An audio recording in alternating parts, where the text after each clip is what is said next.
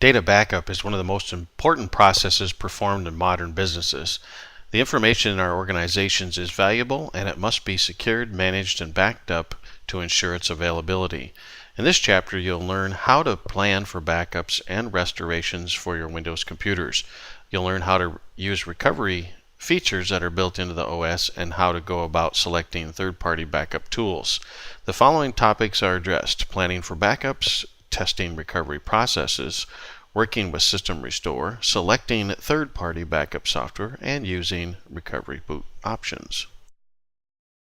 Organizations place great value on their information, as they should, and they expect the IS or IT group to manage this information well. It is essential that those of us who work in IT remember that the I stands for information, and our primary responsibility is the collection, retention, distribution, protection, and destruction of that information. The primary backup methods available for Windows 7 clients fall into three categories: local backups stored on removable media and local drives, online backups stored with internet-based backup services or on the local network, and automated backups, which include system recovery options that create automatic backups for disaster recovery. Windows 7 includes several tools to help with your backups. These backup tools include the following: Backup and Restore, System Images, System Restore, Recovery Boot Options, and File-Based Backups. You'll be reading about those in the chapter. The Backup and Restore utility is easy to use. To create a system image, be sure to have the storage media ready and perform the following procedure. Log onto the system as an administrator, click Start a Maintenance and Backup and Restore. In the left pane, select Create a System Image as shown in the figure. Choose the destination for the system image, whether a hard disk, one or more DVDs, or a network location, and click Next. Choose any additional drives you want to include in the system image backup, and then click Next. On the Confirm Your Backup Settings screen shown in the figure, verify that the proper drives are listed for backup and click Start Backup. A screen will appear telling you that Windows is saving the backup. Depending on the size of the backup, the process can take a few minutes or more than an hour. You can click Stop Backup at any time to cancel the backup as shown in the figure. When the backup completes, you may be asked to create a system repair disk. If you have a CD-ROM burner, you should do this, but you need only one repair disk for 32-bit systems and one for 64-bit systems. You do not need a unique disk for each computer. Click Close when you see the screen that indicates the system image has been created.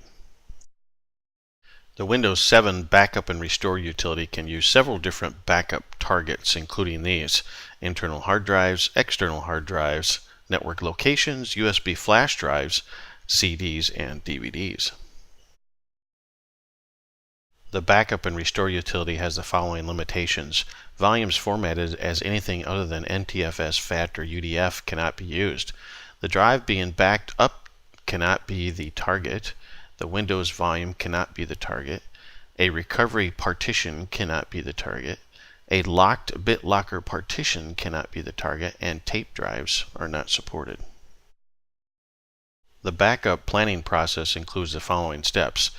You need to define the business requirements, select the data to be backed up, choose the backup tools, determine the backup strategies, and test and revise. After a backup plan is created, it should be implemented in a lab environment and tested to ensure that it works properly and meets the business requirements. The only way to do this is to perform a recovery and verify that it works. 3 tasks should be performed related to testing the recovery process. First, the recovery process should be documented. Second, periodic tests should be performed to ensure that the backups are still working properly. And third, the recovery process should be updated as new software and processes are all updated. System Restore feature allows you to revert your computer to a configuration status at a point in time.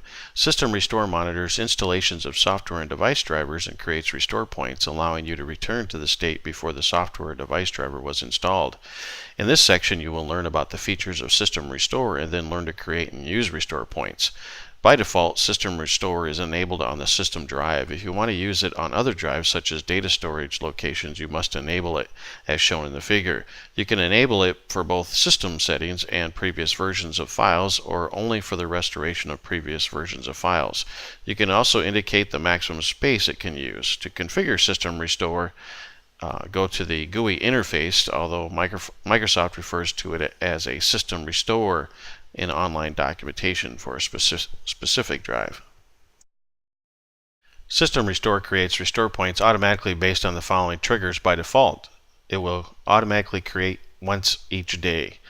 Application installation restore points are made before an application supporting restore points is installed.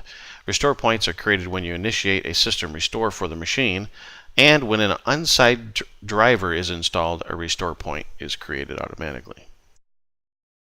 The following information is included in restore points: system files, registry settings, executable files, script files, batch files, and shadow copies of user data files. System Restore is just one part of an entire collection of solutions called WinRE, the Windows Recovery Environment.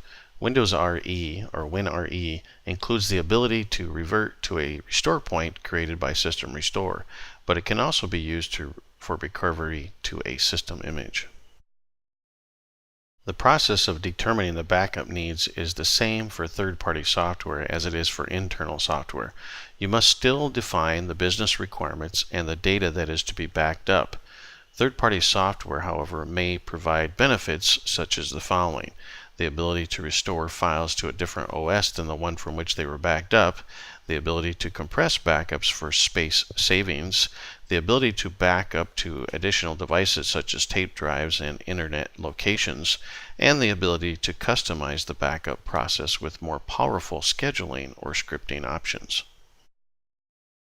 When evaluating and selecting third-party backup solutions, you must consider several important factors such as these: the features, compatibility, system requirements, support, and the cost. The Advanced Boot menu, or Advanced Boot Options screen, as shown in the figure, is used to boot to Windows systems using different configuration, recovery, and analysis options. You can access this menu by pressing the F8 key at just the right time when the system starts. In most cases, it is easiest to access this menu by pressing F8 every second or so after powering on the machine until you see this kind of a screen. If you try to wait for the right time, you will usually miss it. But here we can see the options of repair your computer, safe mode with networking, safe mode with command prompt, etc. You will be reading about these options in the chapter and learning what they do.